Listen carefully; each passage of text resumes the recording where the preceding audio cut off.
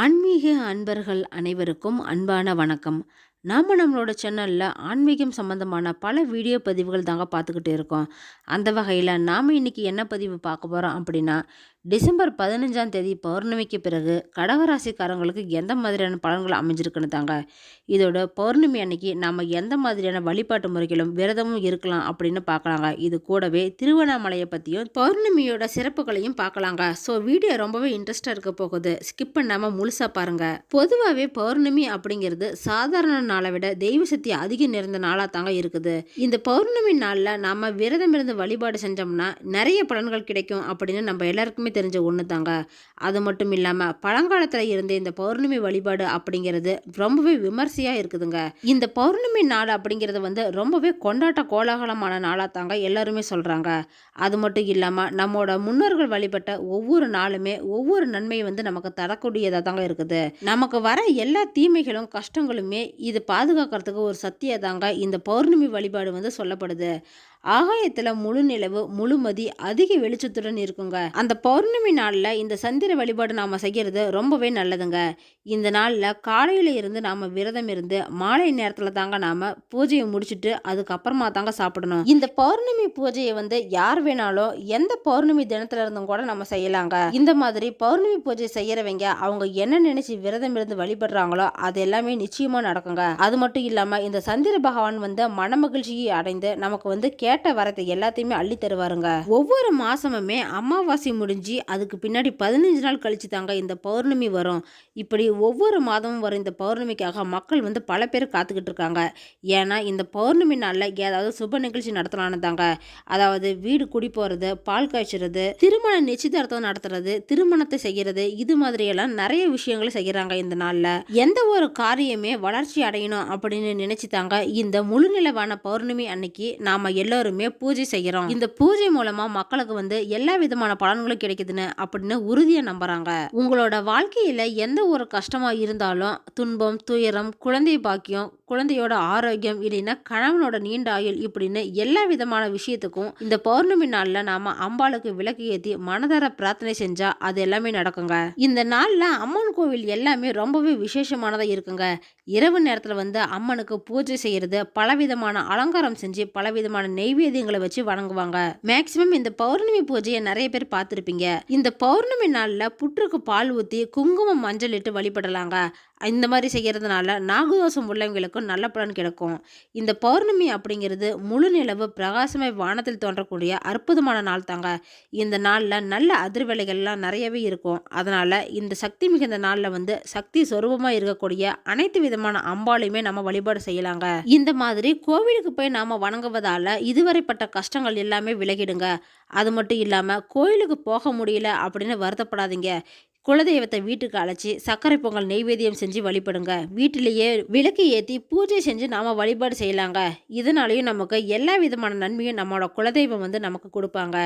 அது மட்டும் இல்லாமல் இந்த பௌர்ணமி நாளில் நாம் பக்தியுடன் முறைப்படி பூஜை செஞ்சோம் அப்படின்னா கிரக தோஷங்கள் இருந்து கூட நம்ம விடுபடலாங்க. நிம்மதியான ஆரோக்கியமான வாழ்க்கையும் நமக்கு கிடைக்குங்க. அது மட்டும் இல்லாமல் இந்த மாதத்தில் வரக்கூடிய பௌர்ணமி அன்னைக்கு மஞ்சள் நிற ஆடையை அம்பாளுக்கு அணிவித்து மஞ்சள் நிற மலர்களால் அர்ச்சனை செஞ்சு வழிபாடு செய்யலாங்க.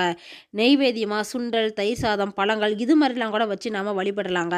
அதுக்கு அடுத்ததா பௌர்ணமி அப்படின்னு சொல்றப்பயே நமக்கு ஞாபகம் வர்றது இந்த அருணாச்சல மலை தாங்க. அது மட்டும் இல்லாம இந்த மலையை பௌர்ணமி அன்னைக்கு ஆயிரக்கணக்கான பக்தர்கள் இந்த கிரிவல பாதையில நடக்கிறாங்க. இந்த கிரிவல பாதை 14 கிலோமீட்டர் தூரம் கொண்டதா இருக்குது. இதுல வெறும் உடல் பயணம் மட்டும் இல்லாம அவங்களோட ஆன்மாவையும் தூய்மைப்படுத்தவும் தெய்வீக அருளை பெறத்துக்கும் தான் மக்கள் கிரிவலம் போறாங்க. கிரிவலம் அப்படிங்கிறது ஒரு பக்தி பூர்வமான ஒண்ணுங்க. அதை நாம பொறுமையா தான் செய்யணும், அவசரமா செய்யக்கூடாது. திருவண்ணாமலையில சித்தர்கள் சூட்சும வடிவில கிரிவலம் வருவதா இன்றைக்கும் மக்கள் நம்புறாங்க. கிரிவலம் இந்த பௌர்ணமி நாள்ல மட்டும்தான் கிரிவலம் போகணும் அப்படின்னு அவசியம் இல்லைங்க. வருடத்துல 365 நாளுமே நாம மலையை வலம் வரலாம். இந்த கிரிவலத்தின் போது இடமிருந்த வளமா தாங்க சுத்தி வரணும். ஓம் நமச்சிவாய அப்படிங்கிற மந்திரத்தை நாம சொல்லிக்கிட்டே இருக்கணுங்க. அதனால நம்முடைய பிரச்சனை எல்லாம் தீரணும் அப்படின்னு சிவன் கிட்ட நம்ம பிரார்த்தனை செஞ்சுக்கலாம். இது மாதிரி யாரெல்லாம் கிரிவலம் நடைபாதையை போயிருக்கீங்க அப்படின்னு கமெண்ட் பாக்ஸில் சொல்லுங்க. கூடவே கிரிவலம் போகணும்னு ஆசைப்படுறவங்க எல்லாரும் ஒரு லைக்கும் பண்ணிடுங்க. எல்லாம் வல்ல சிவபெருமான் உங்களுக்கு இந்த பாக்கியத்தை கொடுப்பாருங்க. அது மட்டும் இல்லாமல் இந்த கிரிவல பாதையில் அஷ்டலிங்கங்கள் அமைஞ்சிருக்குதுங்க. ஒவ்வொரு ராசிக்குன்னு ஒவ்வொரு லிங்கங்கள் அமைஞ்சிருக்குது. அந்த வகையில கடக ராசிக்காரங்களுக்குன்னு அமைஞ்சிருக்கிற லிங்கம் தாங்க இந்த வாயு லிங்கம். இந்த வாயு லிங்கம் வடமேற்கு திசையில அமைஞ்சிருக்குதுங்க. இது பஞ்சகிருத்திகா என்ற தேவமலரின் வாசமா தோன்றிய ஈசன் வாயு பகவானை இங்கு தாங்க ஆட்கொண்டாரு அப்படின்னு புராணங்கள் சொல்லுது. கடகராசிக்காரங்க வணங்க வேண்டிய தலம் தாங்க இது. இங்கு வணங்குறவங்க வடமேற்கு திசையின் அதிபதியான கேது பகவான் அவங்களுக்கு எல்லா வகையான சகல சௌபாகியங்களையும் கொடுப்பாருங்க. இந்த வாயுலிங்கம் கிரிவல பாதையில 6வது அமைஞ்சிருக்குதுங்க. இது வாயு பகவானால் தாங்க இந்த லிங்கம் பிரதிஷ்டை செய்யப்பட்டது அப்படின்னு புராணங்கள் சொல்லுது. இந்த லிங்கத்தை நாம வழிபட்டோம் அப்படின்னா இருதயம், வயிறு, நுரையீரல் மற்றும் பொதுவான வரும் எல்லா நோய்கிட்ட இருந்து நம்ம பாதுகாத்து கொள்ளலாங்க. அந்த வகையில இந்த டிசம்பர் 15ஆம் தேதி பௌர்ணமிக்கு பிறகு கடகராசிக்காரங்களுக்கு எந்த மாதிரியான பலன் இருக்க போகுதுன்னு பார்க்கலாங்க. கடகராசிக்காரங்களுக்கு இந்த மாதம் கொஞ்சம் பொறுமையா இருக்கணுங்க. ஏன்னா இந்த மாதம் உங்களுக்கு சுமாரான பலன் கொடுக்கற மாதிரி தான் இருக்குது. எந்த ஒரு விஷயத்திலையும் அவசரப்படாதீங்க, கொஞ்சம் பொறுமையா இருக்கிறது நல்லதுங்க. அது மட்டும் இல்லாம உங்களோட குடும்பத்துல சின்ன சின்ன பிரச்சனை எல்லாம் வரலாங்க. மனம் விட்டு பேசுங்க, மன அமைதியை ஏற்படுத்துங்க. உங்களால முடிஞ்ச வரைக்கும் மற்றவங்க கிட்ட அனுசரிச்சு போறது ரொம்பவே நல்லதுங்க. பிள்ளைங்க கிட்ட கோபமா நடந்துக்காதீங்க, கொஞ்சம் விட்டு கொடுத்து போறது நல்லது. அவங்க போக்குலயே அவங்கள விட்டு பிடிங்க. இந்த மாதத்துல நீங்க எந்த ஒரு செயலை செய்யணும் அப்படின்னு நினைச்சாலுமே கூட அது எல்லாமே போராடி தாங்க முடிக்கணும். ஆனா அதுல கொஞ்சம் கவனமா இருந்துக்குங்க. புதுசாக ஏதாவது ஆடை ஆபரணம் இதெல்லாம் வாங்கறதுக்கான வாய்ப்பு இருக்குதுங்க.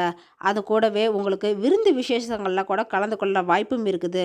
கணவன் மனைவி ஒருத்தருக்கு ஒருத்தர் விட்டு கொடுத்து போங்க. அதனால உங்களுக்கு அந்யோன்யம் அதிகரிக்குங்க. வெளி வட்டாரத்தில் உங்களுக்கு மதிப்பு மரியாதையும் அதிகமாகும். அரசாங்கம் மூலியமா உங்களுக்கு நடக்க வேண்டிய எல்லா காரியமுமே சாதகமாக முடிய போகுதுங்க.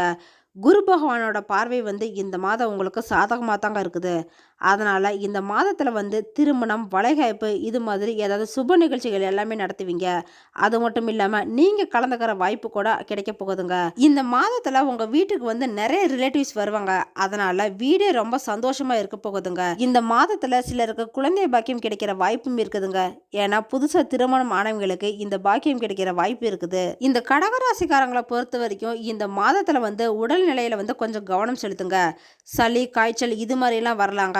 ஏதாவது தொந்தரவு ஏற்பட்டால் உடனே டாக்டர் போய் பாருங்க. இல்லைன்னா டேப்லெட்லாம் போட்டுட்டு உடம்பை கரெக்டாக பார்த்துக்குங்க. அது மட்டும் இல்லாமல் இந்த வேலையில் இருக்கிறவங்களுக்கு இந்த மாதம் ரொம்பவே வேலை அதிகமாக இருக்க போகுதுங்க. நீங்கள் கஷ்டப்பட்டு தான் இந்த வேலையெல்லாம் முடிக்கணும் அப்படின்னு முயற்சி செய்வீங்க. நிறைய வேலை உங்களுக்கு இருக்கிறதுனால உங்கள் கூட வேலை செய்கிறவங்களும் உங்களுக்கு ஓரளவு உதவி செய்வாங்க. தொழில் வியாபாரத்தில் இந்த மாதம் நீங்கள் கூடுதலாக தாங்க வேலை செய்யணும். ஆனால் அதுக்கேற்ற பலன் கிடைக்குமா அப்படின்னா அது மட்டும் இல்லைங்க. ஏன்னா இந்த மாதம் கொஞ்சம் சுமாராக இருக்கிறதுனால அதுக்கேற்ற பலன்கள் எல்லாமே கொஞ்சம் தாமதமாக தாங்க கிடைக்கும். உங்கள் வேலையில் ஏதாவது பார்ட்னர்ஸ் நீங்கள் சேர்த்துருந்தீங்கன்னா அவங்க மூலியமாக வேணால் உங்களுக்கு லாபம் கிடைக்கலாங்க. அது எல்லாமே இந்த மாதம் பாதிக்கு மேலே தாங்க கிடைக்கும். இது கூடவே நீங்கள் இந்த மாதத்தில் தொழிலை விரிவுபடுத்துறீங்க, இல்லைன்னா புதுசாக ஆரம்பிக்கிறீங்க அப்படின்னா அது எல்லாமே இந்த மாதத்தில் தள்ளி வச்சிருங்க. இல்லைன்னா தொழிலை ஆரம்பிக்கணும் அப்படிங்கிறதுக்காக கடன் கேட்டிருக்கீங்க அப்படின்னா அது எல்லாமே கூட இந்த மாதத்தில் கிடைக்குங்க. ஆனால் தொழிலை ஆரம்பிக்கிறதுல மட்டும் கொஞ்சம் கவனமாக இருங்க. கடகராசிக்காரங்க பெண்கள் இருக்கிற பட்சத்தில் இந்த மாதம் குடும்பத்தில் மகிழ்ச்சி தர மாதமாக தாங்க இருக்குது. உங்களோட பொறுப்புகள் எல்லாமே நிறைவேறும். அதில் கொஞ்சம் சிரமங்கள் எதுவும் வராதுங்க. கூடவே அக்கம் பக்கத்தில் இருக்கிறவங்க கூட உங்களுக்கு உதவி செய்வாங்கங்க.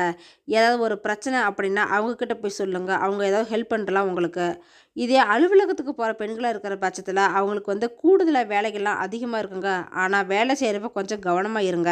மாணவர்கள் இந்த மாதம் படிக்கிறதுல கொஞ்சம் கவனம் செலுத்தி படிங்க. அதன் மூலியமாக தான் உங்களுக்கு நல்ல மார்க் கிடைக்குங்க. கவனத்தை சிதற விடாதீங்க. டீச்சர்ஸ் நடத்துகிறப்ப கவனமாக பார்த்துக்குங்க. ஏதாவது டவுட் இருந்தாலும் உடனே கேட்டு கிளாரிஃபை பண்ணிக்கிங்க. ஏதாவது வீடு மனை வாங்குறீங்கன்னா அதுக்கு எல்லாமே இப்போ அட்வான்ஸ் கொடுத்து வைங்க. இந்த மாதத்தில் புதுசாக வண்டி வாகனம் வாங்குற யோகம் இருக்குதுங்க. எது செஞ்சாலுமே இந்த மாதம் கொஞ்சம் கவனமாக செய்கிறது உங்களுக்கு நல்லது தாங்க. இது மாதிரியான பலன்கள் தாங்க இந்த மாதம் கடகராசிக்காரங்களுக்கு அமைஞ்சிருக்குது. ஒரு சில தடைகள் எல்லாம் இருக்குதுங்க. அது எல்லாமே சரி செய்யறதுக்கு இந்த மாதம் விநாயகரை அருகம்புல் வச்சு வணங்குங்க, நல்லது நடக்கும். அது மட்டும் இல்லாமல் விநாயகர் அகவலை பாராயணம் செய்யுங்க. கூடவே தும்பப்பூவை வச்சு நீங்கள் அர்ச்சனை செஞ்சாலும் உங்களுக்கு நன்மை கிடைக்குங்க. அதனால் இந்த மாதம் முழுவதுமே நீங்கள் விநாயகரை வழிபடுங்க, நல்லது நடக்கும். ஓகே ஃப்ரெண்ட்ஸ், இந்த வீடியோ பதிவு உங்களுக்கு பயனுள்ளதாக இருக்கும் அப்படின்னு நினைக்கிறேன். அடுத்தடுத்து நம்ம சேனலில் ஆன்மீகம் சம்பந்தமான பல வீடியோ பதிவுகள் தாங்க வரப்போகுது. ஸோ நம்ம சேனலை நீங்கள் இப்போ தான் ஃபஸ்ட் டைம் பார்க்குறீங்க அப்படின்னா சப்ஸ்கிரைப் பண்ணி வச்சுக்கோங்க. கூடவே பெல் ஐக்கானையும் கிளிக் பண்ணி வச்சுக்கோங்க. அப்போ தான் நாங்கள் போடுற வீடியோ பதிவு உங்களுக்கு உடனே நோட்டிஃபிகேஷனாக கிடைக்குங்க. இந்த வீடியோ உங்களுக்கு பிடிச்சிருந்தா லைக் பண்ணுங்கள், ஷேர் பண்ணுங்கள், கமெண்ட் பண்ணுங்கள். அதோடு உங்கள் ஃப்ரெண்ட்ஸ் அண்ட் ஃபேமிலிக்கும் ஷேர் பண்ணுங்கள். அவங்களும் இந்த வீடியோ பதிவை பார்த்து பயன்பெறட்டும். மற்றொரு ஆன்மீக தகவல் வீடியோவோடு உங்களை சந்திக்கிறேன். ஆன்மீக அன்பர்களான உங்களுக்கு நன்றியும் வணக்கமும்.